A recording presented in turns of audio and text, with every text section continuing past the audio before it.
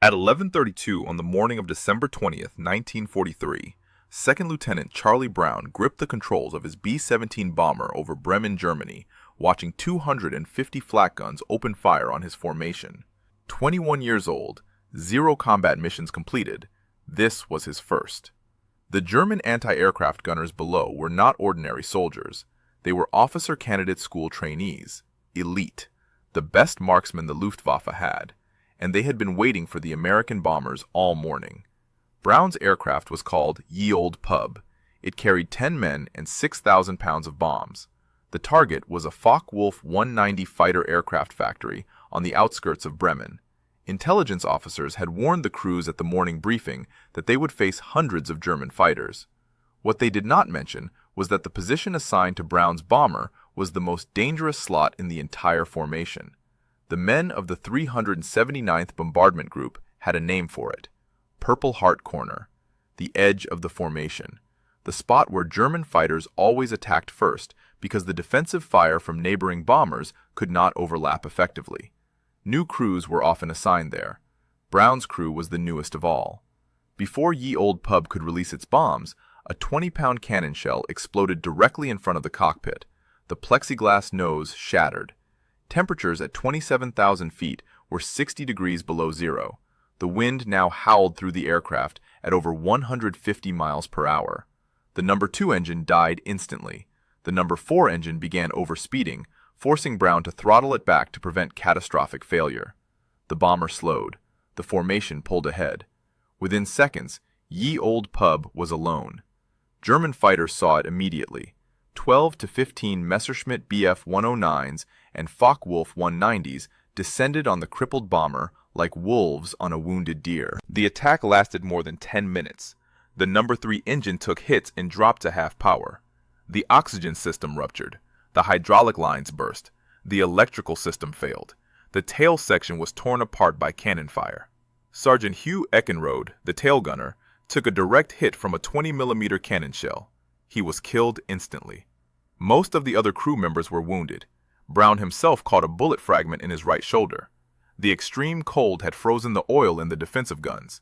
Of the 11 machine guns mounted on the B-17, only 3 remained operational.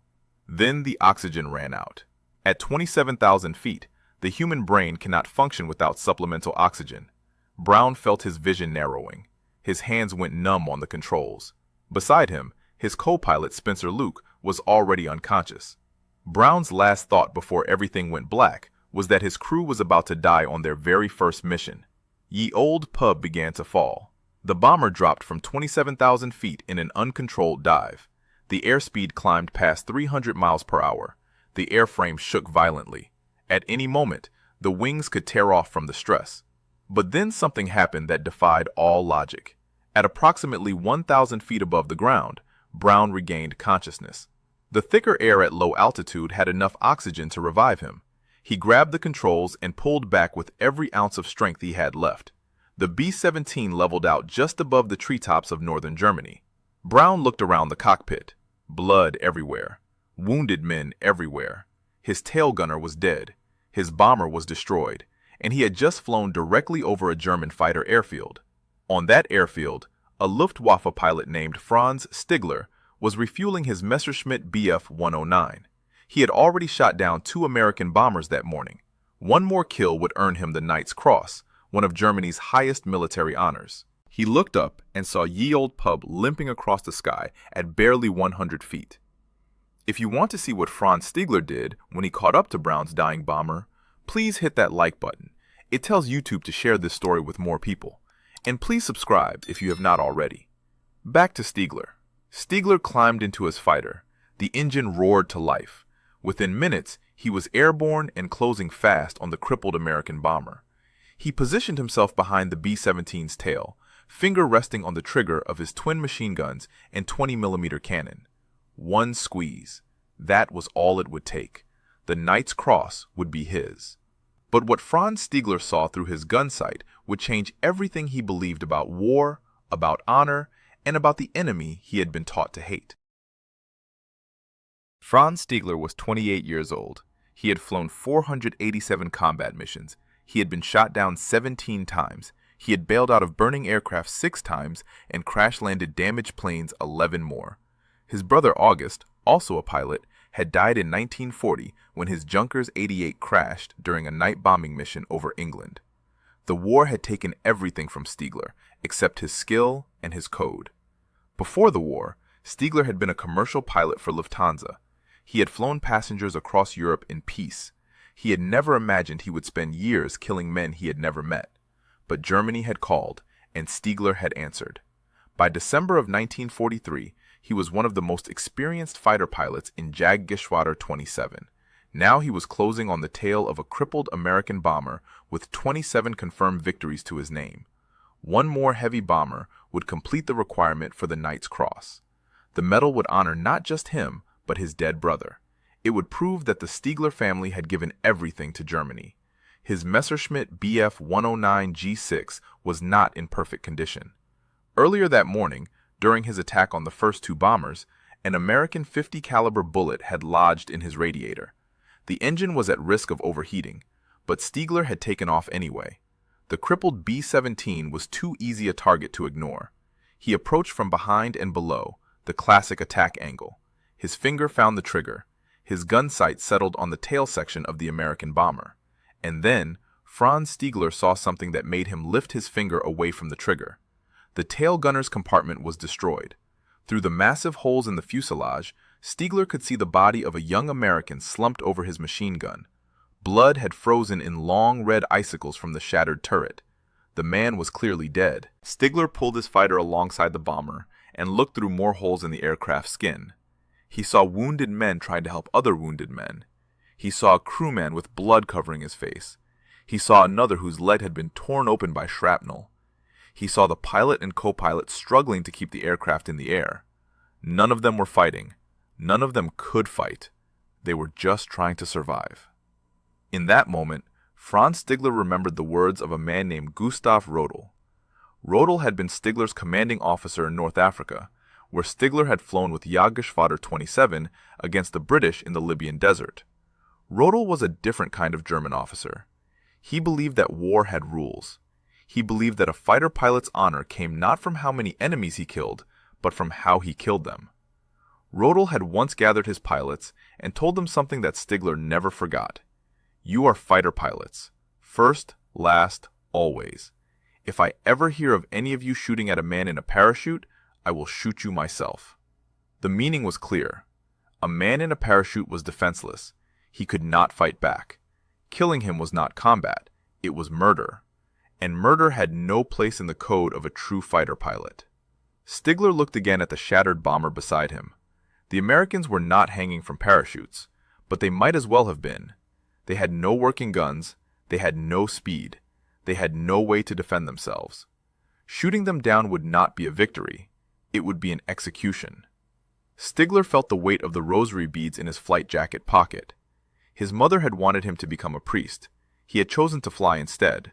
But he had never abandoned his faith, and his faith told him that what he was about to do would be a sin. He made his decision. Franz Stigler would not shoot down this bomber. He would not kill these men. He would not earn his Knight's Cross this way. But now, he faced a new problem. The American bomber was flying deeper into Germany. It was heading the wrong direction. If Brown continued on this course, he would fly over more German airfields, more anti-aircraft batteries, more fighter squadrons. Someone else would shoot him down. The crew would die anyway. Stigler had spared them. But sparing them was not the same as saving them. The German pilot pulled his Messerschmitt alongside the B-17's cockpit. He could see the American pilot staring at him through the shattered window. The young man's face was covered in blood. His eyes were filled with terror. He clearly expected to die in the next few seconds. Stigler raised his hand. He pointed down toward the ground. He was trying to tell the American to land at a German airfield and surrender. It was the only way the crew would survive. But Charlie Brown did not understand. He thought the German was telling him to go down, to crash, to die. Brown shook his head. Stigler pointed again. This time he pointed north, toward Sweden, neutral territory. If the Americans could reach Sweden, they would be interned, but alive. Medical treatment would be waiting. Brown still did not understand. He kept flying west, toward England. 250 miles across the North Sea in a bomber that was falling apart. Franz Stigler realized he had only one option left, and it was an option that could get him executed. Franz Stigler made the most dangerous decision of his life. He would not just spare the American bomber, he would escort it to safety. In Nazi Germany, this was treason. A German pilot who allowed an enemy aircraft to escape faced court-martial. If found guilty, the sentence was death by firing squad. There would be no trial, no defense, no appeal. Stigler knew exactly what he was risking. He did it anyway. He maneuvered his Messerschmitt Bf-109 into close formation on the left wing of the B-17. So close that the two aircraft were flying just feet apart. So close that from the ground, the silhouettes would merge into one shape. So close that any German anti-aircraft gunner looking up would see the distinctive outline of a Bf-109 and hold his fire.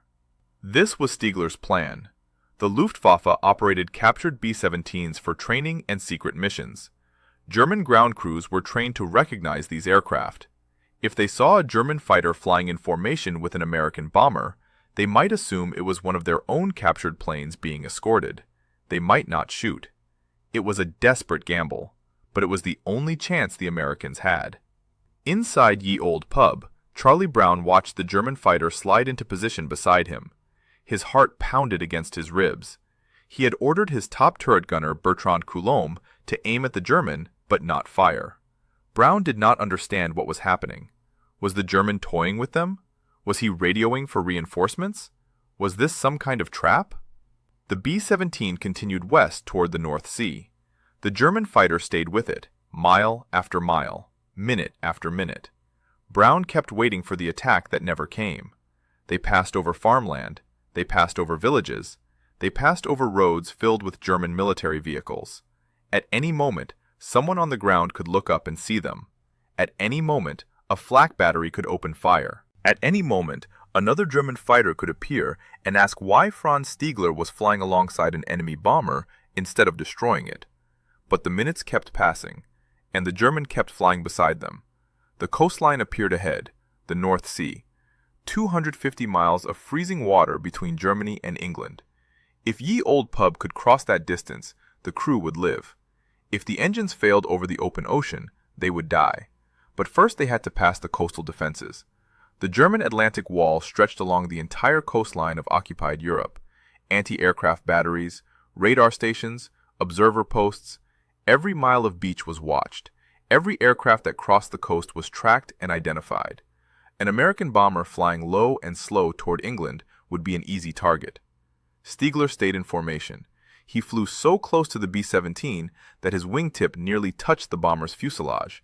He was daring the anti-aircraft gunners to fire. If they shot at the B-17, they would hit him too. If they recognized his aircraft, they would hold their fire. The gamble worked. The coastal batteries did not shoot. The radar stations tracked two aircraft flying in formation and assumed they were friendly. Ye Olde Pub crossed over the beach and headed out over the gray waters of the North Sea. Franz Stigler had done it. He had escorted an enemy bomber through the most heavily defended airspace in Europe. He had saved 9 American lives. But Stigler could not follow them to England. His fuel was running low. His radiator was still damaged from the bullet lodged inside it, and if he landed in Britain, he would spend the rest of the war as a prisoner. He had to turn back. He had to return to Germany and pretend that none of this had ever happened. Stigler pulled his fighter alongside the B-17 cockpit one last time. Charlie Brown was staring at him through the shattered window. Their eyes met. 2 young men from opposite sides of a terrible war, separated by a few feet of frozen air. Stigler raised his hand to his forehead. He saluted the American pilot. Then he banked his Messerschmitt to the left and disappeared into the gray sky, heading back toward Germany. Brown watched him go. He still did not understand what had just happened. He did not know the German's name. He did not know why he had been spared. All he knew was that a man who should have killed him had chosen to let him live. But Charlie Brown's ordeal was not over.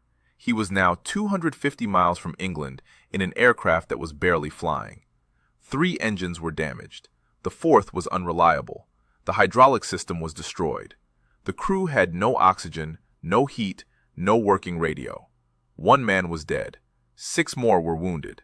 The morphine syringes had frozen solid and were useless for treating their injuries, and the North Sea in December was one of the most unforgiving bodies of water on Earth. Charlie Brown flew his dying bomber into the gray void of the North Sea.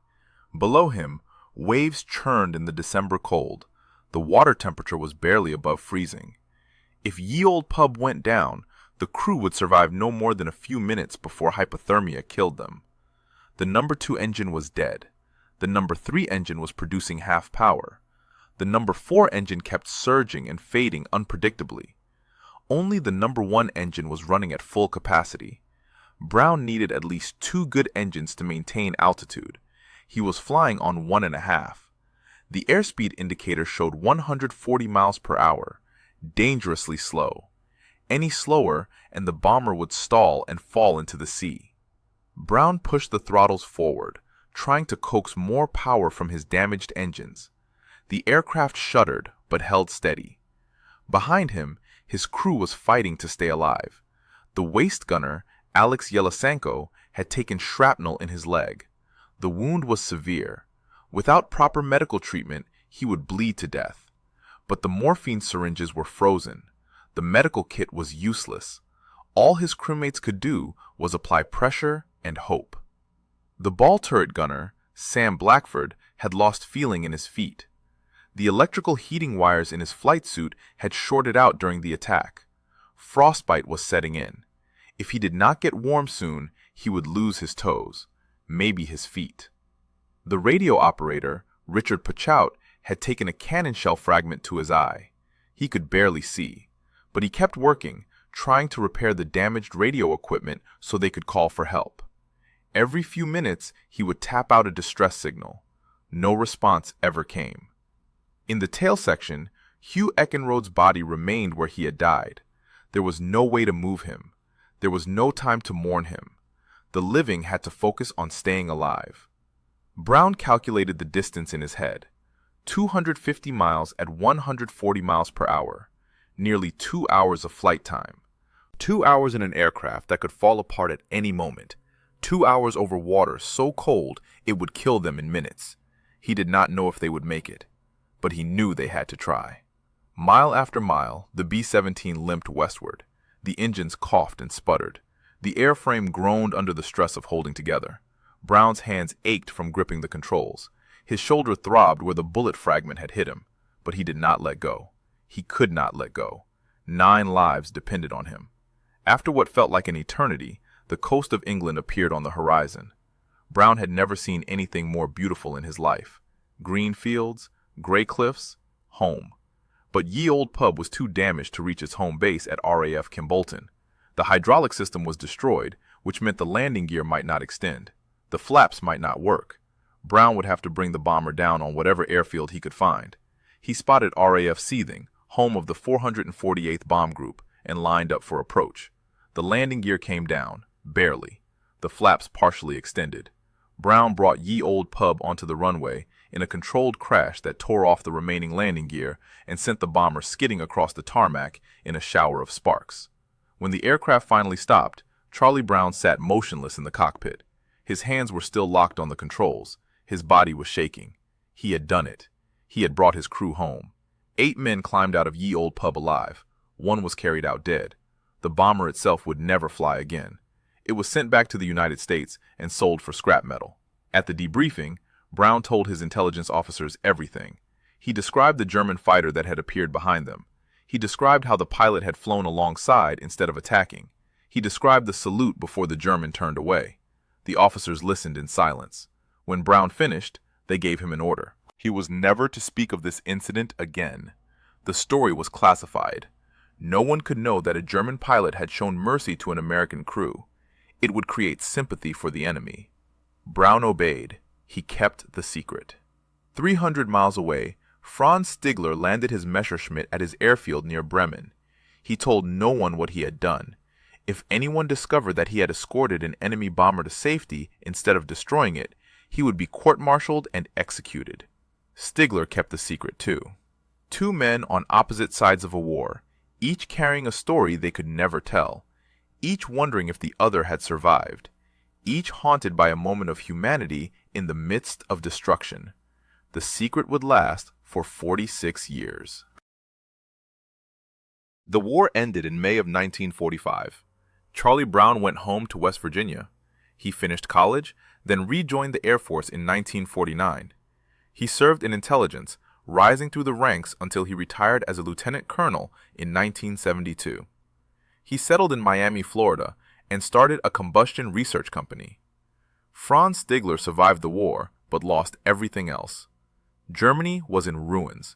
The Luftwaffe no longer existed. Stigler had flown the revolutionary Messerschmitt Me-262 jet fighter in the final months of the war, but even the world's first operational jet could not save his country from defeat.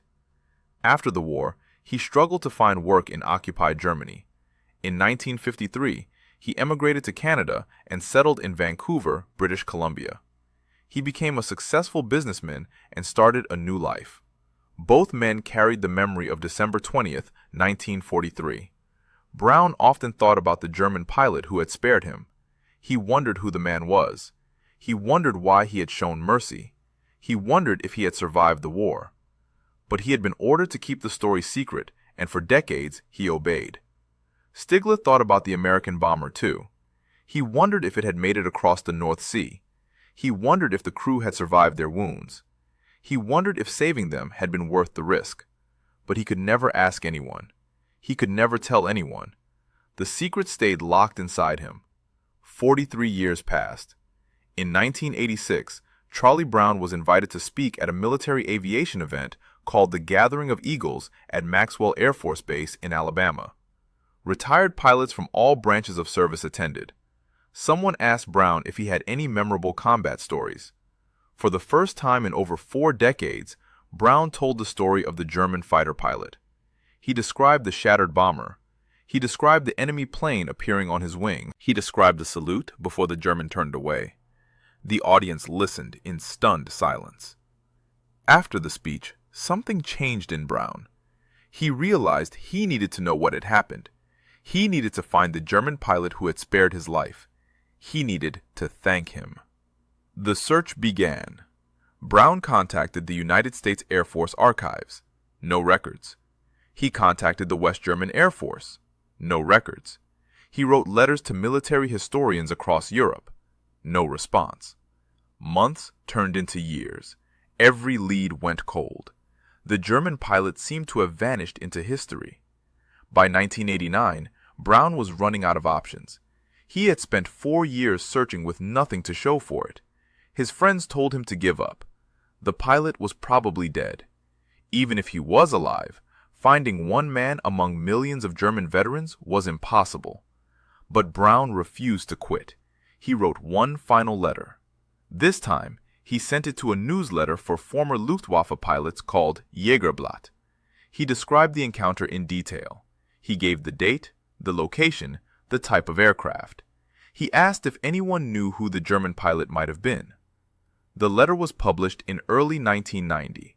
A few weeks later, Charlie Brown received a response. The envelope had a Canadian postmark. Inside was a single sheet of paper covered in careful handwriting. The letter began with 3 words that changed everything. I was the one. Franz Stigler had read the newsletter. He had recognized the story immediately.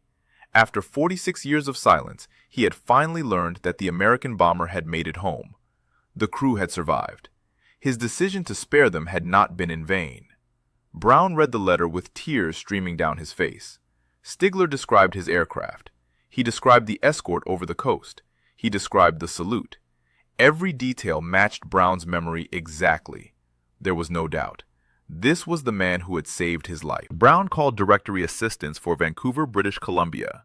He asked for a number for Franz Stigler. The operator found it. Brown dialed with trembling hands. A voice answered. An old man with a German accent. Brown identified himself. There was a long pause on the other end of the line. Then Franz Stigler began to cry. The 2 men talked for hours. They discovered that they had been living less than 200 miles apart for decades. Stigler in Vancouver, Brown in Seattle before he moved to Miami.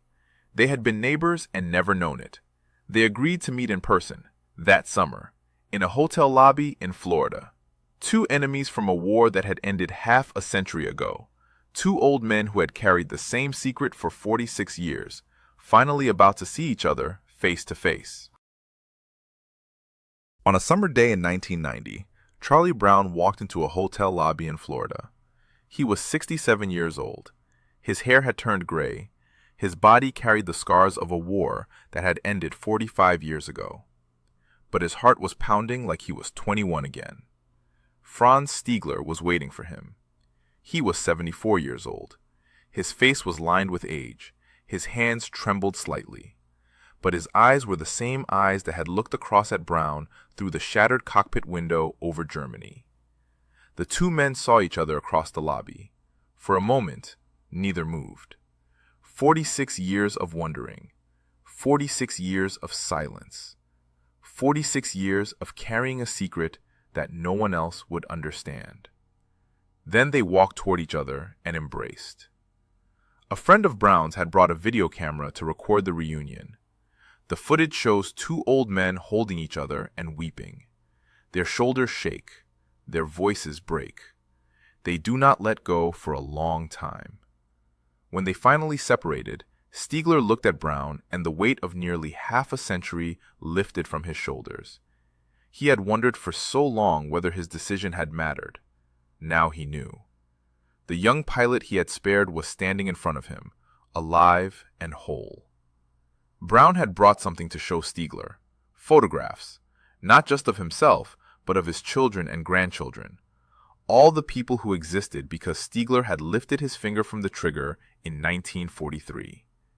Stigler stared at the photographs, his eyes filled with tears again. He had never received his Knight's Cross.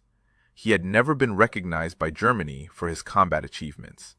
But standing in that hotel lobby, looking at 3 generations of a family that lived because of him, Franz Stigler realized he had received something far more valuable than any medal. 3 months later, in September of 1990, Brown and Stigler attended a reunion of the 379th Bomb Group in Massachusetts. The veterans of Brown's old unit had invited Stigler as their guest of honor. They wanted to meet the German pilot who had saved one of their own. 2 surviving crew members from Ye Olde Pub were there. Sam Blackford, the ball turret gunner whose feet had nearly frozen during the flight home. Richard Pachout, the radio operator who had taken shrapnel in his eye. Both men had lived full lives after the war. Both men had children and grandchildren of their own. They embraced Stigler with tears and laughter. They thanked him for the decades they had been given. They introduced him to their families. 25 people stood in that room who would never have been born if Stigler had pulled the trigger. The reunion made Stigler an honorary member of the 379th Bomb Group, a German fighter ace officially welcomed into an American bomber unit. Former enemies, now brothers. Word of the story began to spread. Newspapers picked it up. Television stations requested interviews. Brown and Stigler found themselves invited to speak at air museums, civic organizations, and military gatherings across the United States and Canada. They traveled together whenever they could. The American bomber pilot and the German fighter ace standing side by side, telling their story to audiences who had never heard anything like it. Veterans in the crowd would weep openly. Young people would approach them afterward, shaking their hands, thanking them for sharing something so powerful. Stigler gave Brown a book about German fighter jets. Inside the front cover, he wrote an inscription. He explained that in 1940, he had lost his only brother to the war. He wrote that on December 20th, 1943, 4 days before Christmas, he had been given the chance to save a B-17 from destruction. He wrote that the pilot of that bomber, Charlie Brown, had become as precious to him as his brother had been. He signed it with 2 words, "Your brother." Brown and Stigler were no longer just friends. They were family. They talked on the phone every week. They visited each other's homes. They went fishing together. They celebrated holidays together. The bond between them was deeper than anything either man had experienced since the war. Their story reached audiences around the world. People wrote letters saying how much it had moved them. People said it had restored their faith in humanity. People said it proved that even in the darkest moments of war, compassion could survive. But for Brown, something was still missing. The men of Ye Olde Pub had never received official recognition for what they endured on December 20th, 1943. The mission had been classified for decades. Their sacrifice had been erased from the official record. Brown decided to change that. He began writing letters to the United States Air Force. He wanted his crew to receive the medals they deserved. He wanted the world to know what they had survived. The Air Force began an investigation. Decades of classified files were finally opened. In 2008, the United States Air Force completed its investigation into the events of December 20th, 1943. The findings confirmed everything Charlie Brown had reported.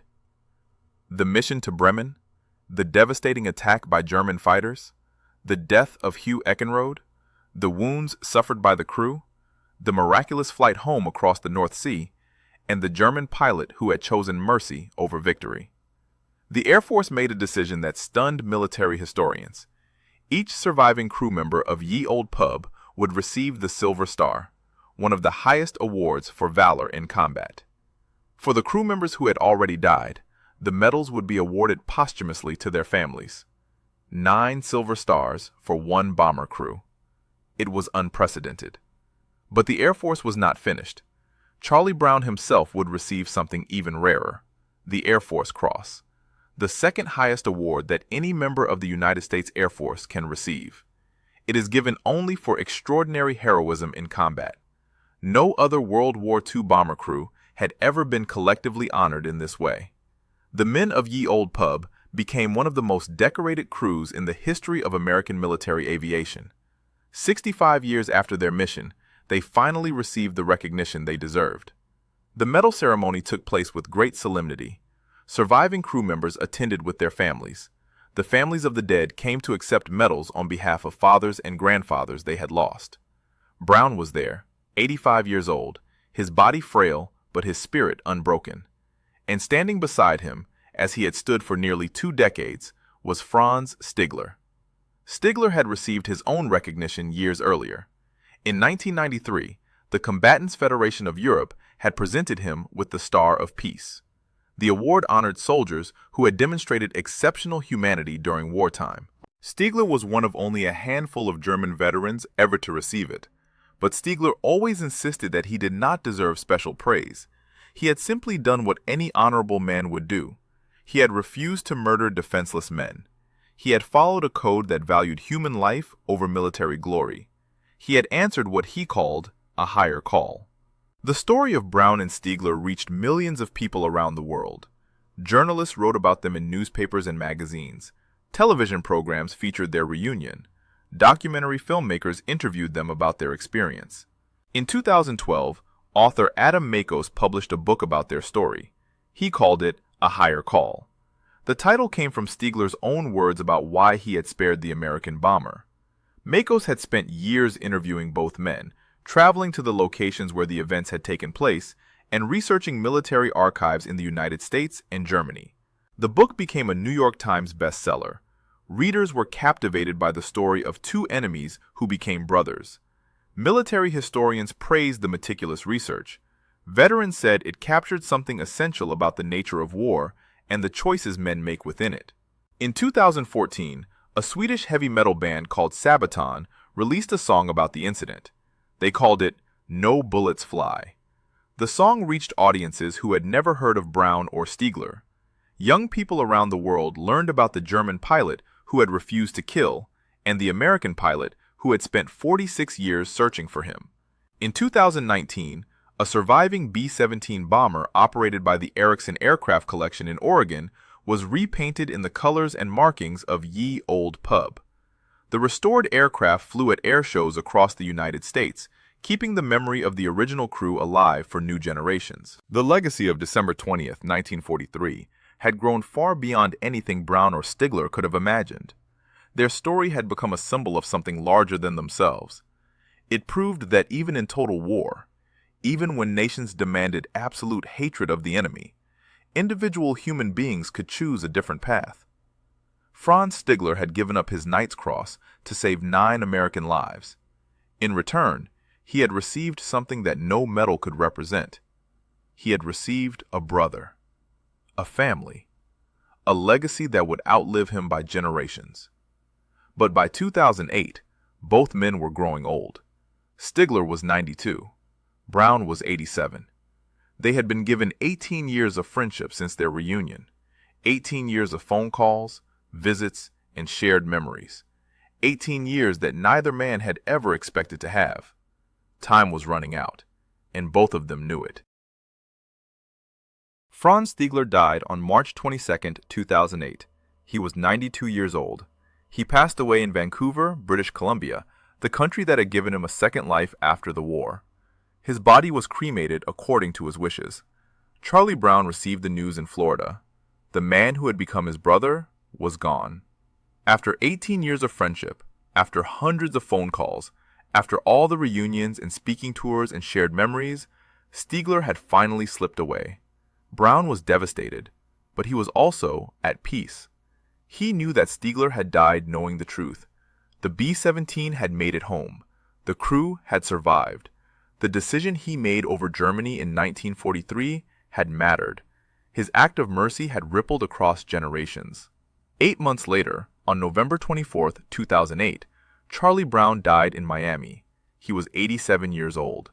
The two men who had met as enemies over the skies of Germany, who had become brothers across the divide of war, who had spent the last years of their lives telling their story to the world, were finally reunited.